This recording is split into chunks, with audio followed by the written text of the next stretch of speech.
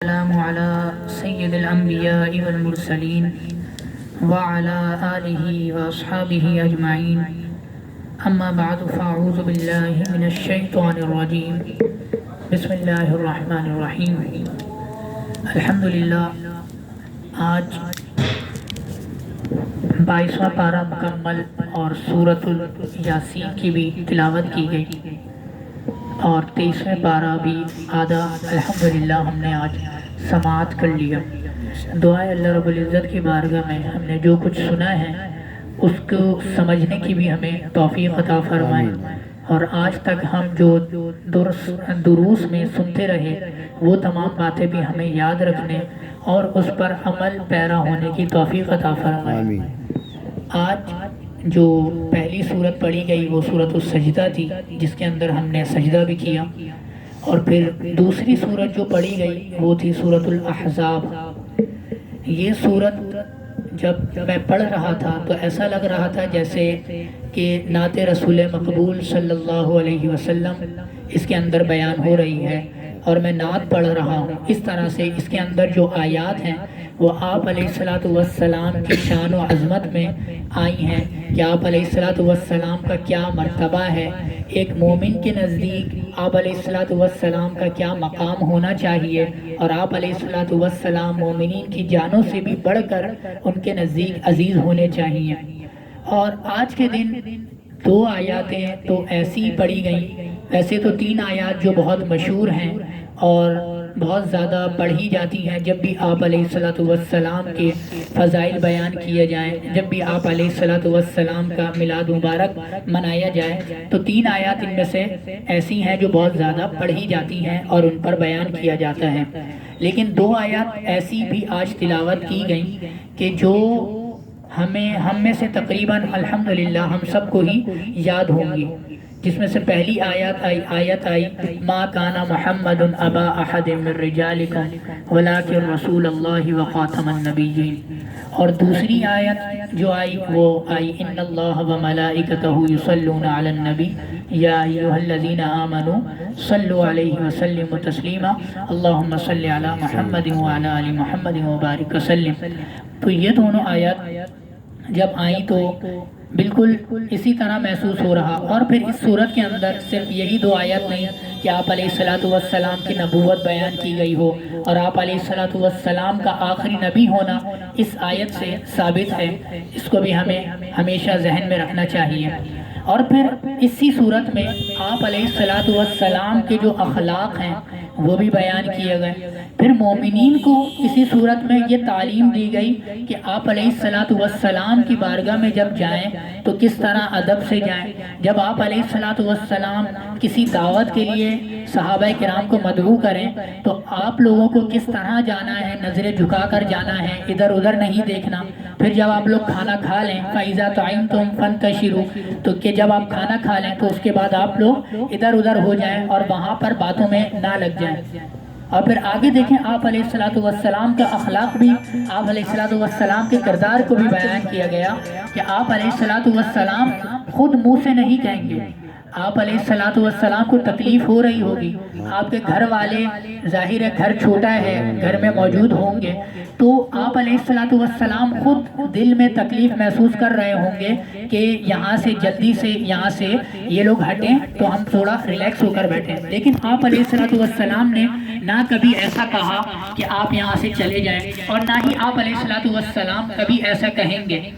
تو اسی لیے اللہ تعالیٰ نے خود بیان فرما دیا کہ جب آپ کو آپ علیہ السلام کے ہاں جانا ہے تو وہاں ایسا نہ ہو کہ آپ بہت دیر بیٹھ کر باتیں کر رہے ہیں، آپ علیہ السلام سے ہی باتوں میں لگے ہوئے ہیں، اور آپ علیہ السلام تو ظاہر ہے وہ تو مہربان ہیں، وہ تو شفیق ہیں، وہ خود کے اوپر تو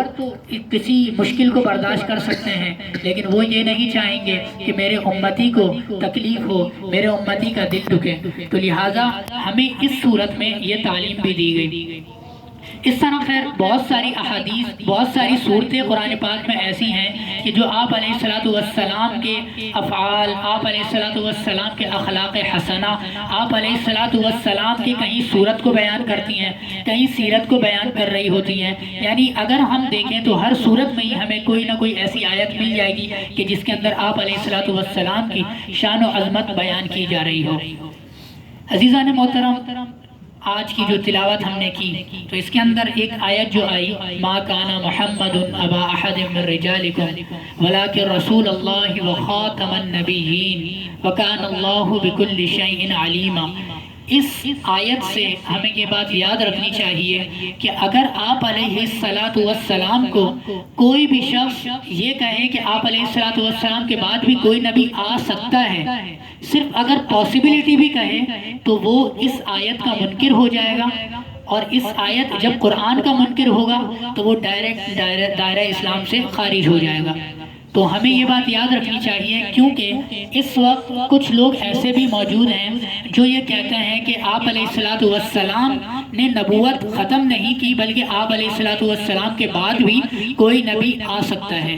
جن میں سے ہم بعض کے نام جانتے ہیں، بعض کو قادیانی کہتے ہیں، ان کا یہ عقیدہ ہے. اسی طرح بعض احمدی کہلاتے ہیں، وہ خود کو کہتے ہیں کہ ہم احمدی ہیں، لیکن وہ آپ علیہ الصلوۃ والسلام والے احمد سے نہیں ہیں، بلکہ وہ غلام احمد قادیانی کے اس سے ہیں. تو اسی لیے یہ بہت سارے جو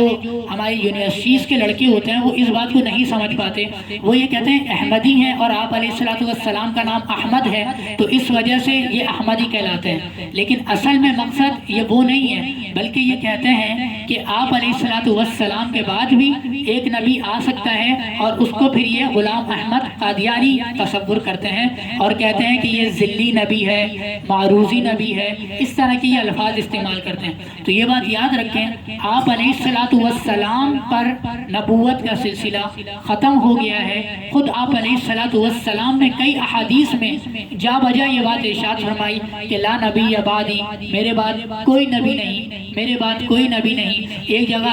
حضرت عمر کے بارے میں ارشاد فرمایا کہ اگر میرے بعد کوئی نبی ہوتا تو لکان عمر، کہ وہ حضرت عمر ہوتے. لیکن آگے ارشاد فرما دیا کہ لا نبی بعدی، میرے بعد کوئی نبی نہیں. اسی طرح آپ علیہ الصلوۃ والسلام ایک مرتبہ جنگ پر تشریف لے جا رہے ہیں، غزوے پر تشریف لے جا رہے ہیں، پیچھے حضرت علی رضی اللہ تعالیٰ عنہ کو چھوڑ دیتے ہیں. پھر آپ ان کو تسلی دینے کے لیے کہتے ہیں کہ آپ کی مثال ایسے ہی ہے جیسے موسیٰ علیہ السلام کے پیچھے ہارون علیہ السلام کی مثال، اسی طرح آپ کی مثال ہے. لیکن پھر دوبارہ ارشاد فرما دیتے ہیں کہ لا نبی بعدی، لیکن میرے بعد کوئی نبی نہیں. لہذا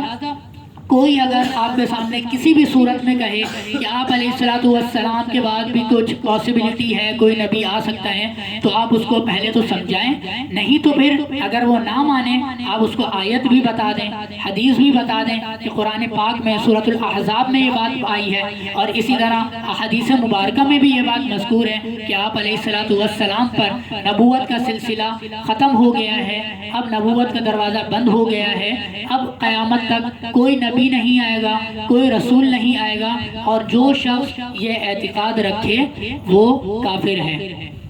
اور اس حوالے سے بہت زیادہ ہم سب کو محتاط رہنا چاہیے کہ یہ اس طرح سے نہیں کہتے ڈائریکٹ آ کر اور یہ ہمارے ساتھ مل جاتے ہیں. ہمارے بہت سارے دوست اس طرح بن جاتے ہیں کہ ہمیں خود بھی معلوم نہیں ہوتا کہ ان کا عقیدہ کیا ہے، لیکن جب ان سے بات چیت ہوتی ہے، جب تھوڑی ڈیٹیل میں ان سے پوچھا جاتا ہے اور بات چیت ڈیبیٹ کی جاتی ہے، تب معلوم ہوتا ہے کہ یہ تو قادیانی ہیں اور اس طرح کا ان کا عقیدہ ہے. لہٰذا یہ بات ہمیں ہمیشہ یاد رکھنی ہے کہ آپ علیہ الصلوۃ والسلام کے بعد کوئی نبی نہیں آ سکتا. اور کوئی اگر یہ اعتقاد بھی رکھے، کوئی اگر یہ کہے کہ پاسبل ہے، یعنی وہ یہ نہ کہے کہ کوئی نبی آئے گا یا آ چکا ہے، یہ اگر کہے نا کہ پاسبلٹی ہے تو وہ بھی کافر ہو جائے گا. اچھا، اب یہاں پر ایک بات یہ یاد رکھنی چاہیے کہ حضرت عیسیٰ علیہ السلام دوبارہ سے تشریف لے کر آئیں گے، ان کو اٹھا لیا گیا ہے، تو اب وہ دوبارہ تشریف لائیں گے تو وہ نبی ہونے کی حیثیت سے اس دنیا میں تشریف نہیں لائیں گے، بلکہ آپ علیہ الصلوۃ والسلام کے امتی ہونے کی حیثیت سے دنیا میں دوبارہ تشریف لائیں گے۔ لہٰذا یہ بھی ایک غلط فہمی دور کرنی چاہیے، کیونکہ یہ جو احمدی اور قادیانی لوگ ہیں وہ یہ بات بھی کہتے ہیں کہ جب حضرت عیسیٰ علیہ السلام آئیں گے تو وہ بھی تو نبی ہیں۔ تو یہ بات یاد رکھیں کہ اب جب وہ دوبارہ تشریف لائیں گے تو وہ نبی ہونے کی حیثیت سے نہیں بلکہ امتی ہونے کی حیثیت سے آئیں گے۔ اچھا، یہ تو ہو گئی ایک آیت اور ہم نے عقیدہ ختم نبوت سمجھ لیا۔ اب دوسری آیت کی طرف آتے ہیں جو میں نے آپ کے سامنے بیان کی کہ یہ اس آیت کو آیت درود بھی کہا جاتا ہے۔ جب بھی ہم یہ آیت پڑھتے ہیں تو کچھ بھی ہو جائے ہمارے زبانوں سے الحمدللہ الحمدللہ درود شریف خود ہی جاری ہو جاتا ہے۔ بلکہ ابھی جب یہاں تراویح میں آنے سے پہلے ہم جب آپس میں ایک دوسرے کو قرآن پاک سنا رہے تھے تو جب یہ آیت آئی تو یہ درود شریف پڑھنا شروع ہو گئے۔ تو میں نے ان کو کہا بھی آپ میرا سن لیں، بعد میں آپ پڑھ لیجئے گا۔ تو الحمدللہ یہ ہماری سعادت ہے کہ جب آپ علیہ الصلوۃ والسلام کا نام آتا ہے، آپ علیہ الصلوۃ والسلام کا تذکرہ آتا ہے تو ہم لوگ ہمارے زبانوں پر، ہمارے لبوں پر درود و سلام کا نذرانہ جاری ہو جاتا ہے۔ ایک مرتبہ آپ علیہ الصلوۃ والسلام اپنے حجرہ مبارک سے باہر تشریف لائے۔ آپ علیہ الصلوۃ والسلام کا چہرہ ویسے ہی بڑا پر رونق پر نور ہوتا تھا، پر نور ہمیشہ ہر وقت رہتا تھا، یہاں تک کہ حضور علیہ الصلوۃ والسلام جب کسی بات کو ناپسند بھی کرتے تھے تو اس وقت بھی آپ علیہ الصلوۃ والسلام کا چہرہ لال اور گلابی ہو جاتا تھا، یعنی حسن میں کمی آنے کے بجائے اور بڑھ جایا کرتی تھی۔ تو آپ علیہ الصلوۃ والسلام کی شان یہ ہے، تو سوچئے جب غصے میں یا کوئی چیز ناگوار گزرے تو اس وقت یہ حال ہے، جب آپ علیہ الصلوۃ والسلام خوش ہوتے ہوں گے تو اس وقت آپ علیہ الصلوۃ والسلام کا چہرہ مبارک کیسا چمکتا ہوگا، کیسا روشن ہوتا ہوگا۔ تو آپ علیہ الصلوۃ والسلام ایک مرتبہ اپنے حجرہ مبارک سے باہر تشریف لائے۔ صحابہ کرام نے دیکھا آپ علیہ الصلوۃ والسلام بڑے خوش نظر آ رہے ہیں، آپ علیہ الصلوۃ والسلام کا چہرہ بڑا کھلا ہوا ہے۔ صحابہ کرام نے عرض کی، یا رسول اللہ صلی اللہ علیہ وسلم، ہمارے ماں باپ آپ پر قربان، آج کیا ماجرا ہے؟ آج آپ بڑے خوش نظر آ رہے ہیں، آج آپ کا چہرہ بہت کھلا ہوا ہے، آخر کیا معاملہ ہے؟ کیا کوئی وحی ایسی نازل ہوئی ہے یا کوئی ایسی بات معلوم ہوئی ہے کہ آپ آج اتنے زیادہ خوش ہیں؟ تو آپ علیہ الصلوۃ والسلام نے فرمایا کہ آج ایک ایسی آیت نازل ہوئی ہے اور آج ایک ایسی بات آج بتائی گئی ہے کہ جو مجھ سے پہلے کسی نبی کو نہیں دی گئی۔ اور پھر آپ علیہ الصلوۃ والسلام نے یہ آیت پڑھی کہ اللہ اور اس کے فرشتے آپ علیہ الصلوۃ والسلام پر درود و سلام پڑھتے ہیں، تو اے ایمان والو تم بھی خوب خوب درود و سلام پڑھا کرو۔ تو یہ جب صحابہ نے سنا تو صحابہ بھی بڑے خوش ہو گئے۔ ظاہر ہے جب محبوب خوش ہوگا تو جو ان کے چاہنے والے ہیں وہ بھی خوش ہوں گے، تو سب خوش ہو گئے۔ اور پھر سب نے اس کے بعد سے آپ علیہ الصلوۃ والسلام نے سب کو تعلیم دینا شروع کی۔ پھر اس کے بعد جو احادیث اگر ہم اٹھائیں تو ہمیں کثیر احادیث یہ درود پاک پڑھنے کے حوالے سے، صلاۃ السلام پڑھنے کے حوالے سے ملیں گی۔ کہیں آپ علیہ الصلوۃ والسلام یہ ارشاد فرماتے ہیں کہ جو شخص مجھ پر ایک مرتبہ درود پاک پڑھتا ہے، من صلی علیہ واحدا صلی اللہ عشرہ، کہ نبی کریم علیہ الصلوۃ والسلام ارشاد فرماتے ہیں کہ جو شخص مجھ پر ایک مرتبہ درود پاک پڑھتا ہے تو اللہ تعالیٰ اس پر 10 رحمتیں نازل فرماتا ہے۔ کہیں ارشاد فرمایا کہ جو شخص مجھ پر ایک مرتبہ درود پاک پڑھتا ہے تو آپ اللہ تعالیٰ اس کے 10 گناہوں کو معاف فرما دیتا ہے، 10 درجات بلند فرما دیتا ہے۔ تو یہ تمام باتیں آپ علیہ الصلوۃ والسلام نے ارشاد فرمائی۔ کہیں یہ ارشاد فرمایا کہ جو شخص مجھ پر ایک مرتبہ درود پاک بھیجتا ہے تو اللہ تعالیٰ اس کے لیے آسمانوں میں دروازے کھول دیتا ہے، یعنی رحمتوں کا نزول ہوتا ہے۔ تو عزیزان محترم،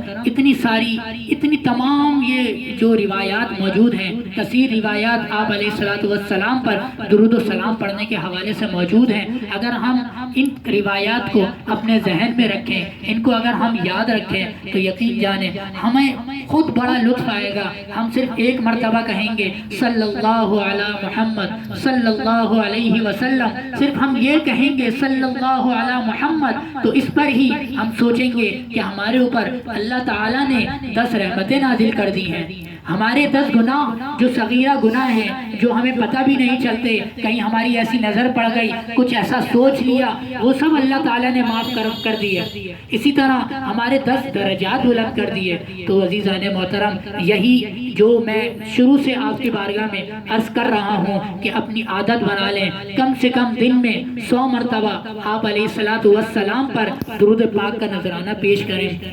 اسی طرح صرف اور صرف 24 گھنٹے میں کئی منٹس ہیں، صرف 2 منٹس نکال کر، صرف 2 منٹس آپ علیہ السلام کی بارگاہ میں بالکل لو لگا کر، صرف آپ علیہ السلام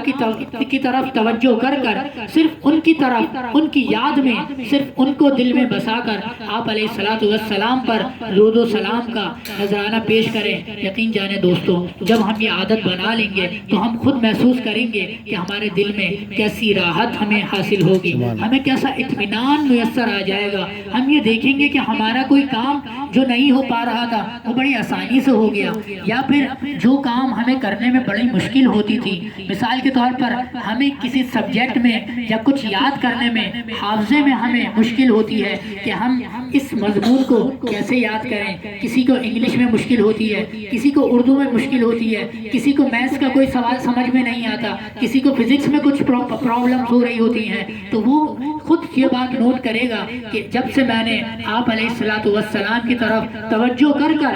صرف آپ علیہ السلام پر چند منٹس کے لیے درود و سلام کا نذرانہ پیش کرنا شروع کیا ہے، تو اب میرا حافظہ بھی تیز ہو گیا ہے، میری صلاحیتیں بھی بڑھ رہی ہیں، اور میں اب جیسا پہلے تھا ویسے نہیں رہا، بلکہ اب میرے اندر تبدیلی آنے لگ گئی ہے، اور مجھے خود بھی اب شوق ہو رہا ہے کہ میں نماز پڑھوں، میں عبادت کروں، اور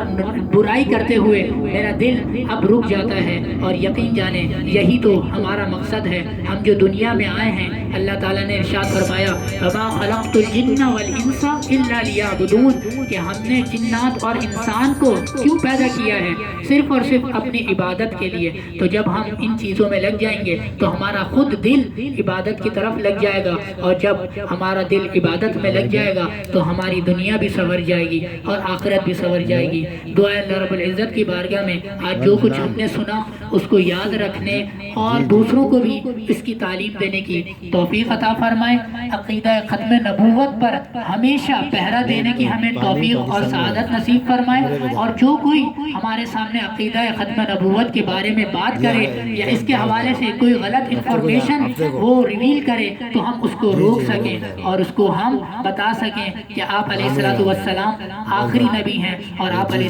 السلام کے بعد کوئی بھی نبی نہیں آ سکتا، اور یہ آنا بالکل پاسبل ہی نہیں۔ وآخر دعوانا ان الحمدللہ رب العالمین۔